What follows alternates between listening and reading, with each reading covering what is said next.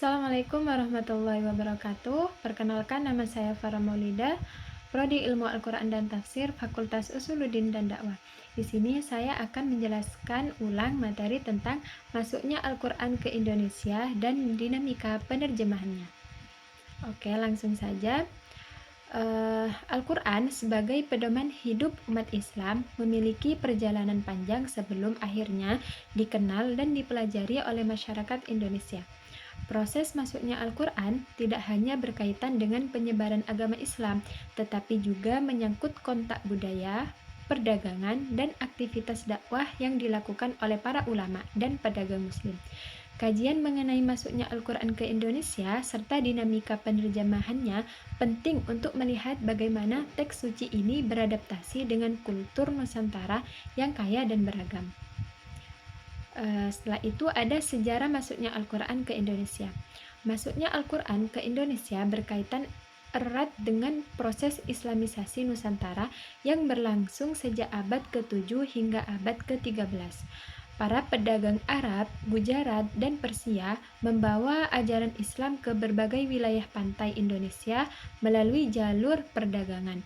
Bersamaan dengan itu, ajaran Islam diperkenalkan melalui penyampaian ayat-ayat Al-Quran secara lisan dalam pengajaran, dakwah, dan kegiatan sosial.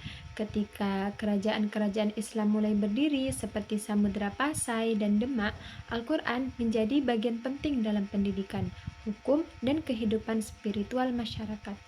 Naskah-naskah Al-Quran tulisan tangan yang dibuat oleh ulama Nusantara mulai muncul, menandai interaksi masyarakat lokal dengan teks-teks Al-Quran secara lebih mendalam.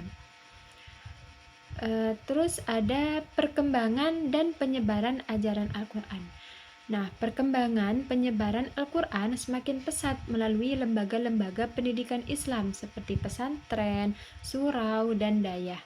Para ulama Nusantara memperkenalkan pembacaan Al-Quran melalui metode tradisional, termasuk qiraah dan hafalan. Selain itu, penyebaran Al-Quran dipengaruhi oleh penggunaan aksara Arab Melayu atau Jawi sebagai media penulisan ayat-ayat dan tafsir sederhana. Pada masa kerajaan-kerajaan Islam, Al-Quran dijadikan sumber hukum dan rujukan kehidupan sosial, sehingga kedudukannya semakin kuat dalam budaya lokal. Interaksi yang intens ini menjadi fondasi penting bagi munculnya kebutuhan menerjemahkan Al-Quran agar lebih mudah dipahami masyarakat. Setelah itu ada dinamika terjemahan Al-Quran di Indonesia.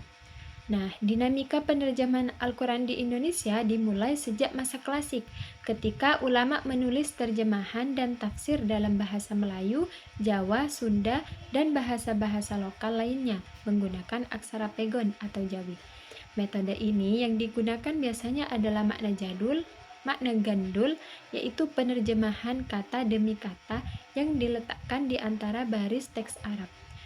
Pada abad ke-20, penerjemahan semakin sistematis dengan munculnya karya-karya besar seperti tafsir Al-Quran dan terjemahannya oleh Kementerian Agama Republik Indonesia. Proses ini terus berkembang seiring meningkatnya kebutuhan masyarakat terhadap penafsiran yang lebih mudah dipahami, modern, dan kontekstual. Peran lembaga-lembaga resmi membantu menjaga akurasi sekaligus memastikan standar terjemahan tetap sesuai dengan kaidah keislaman. Nah, yang terakhir, kajian mengenai bagaimana Al-Quran masuk ke Indonesia dan bagaimana dinamika penerjemahannya berkembang memberikan gambaran penting mengenai proses adaptasi ajaran Islam di Nusantara melalui perjalanan panjang dari jalur perdagangan hingga lembaga pendidikan modern. Al-Quran telah menjadi bagian integral dalam kehidupan umat Islam Indonesia. Dinamika penerjemahan yang terus berlanjut menunjukkan upaya berkesinambungan untuk menjadikan Al-Quran semakin mudah dipahami tanpa mengurangi nilai keasliannya. Dengan memahami sejarah dan perkembangan ini, kita dapat melihat betapa kuatnya hubungan antara masyarakat Indonesia dan Al-Quran. Mungkin hanya itu saja yang dapat saya sampaikan, kurang lebihnya mohon maaf. Wassalamualaikum warahmatullahi wabarakatuh.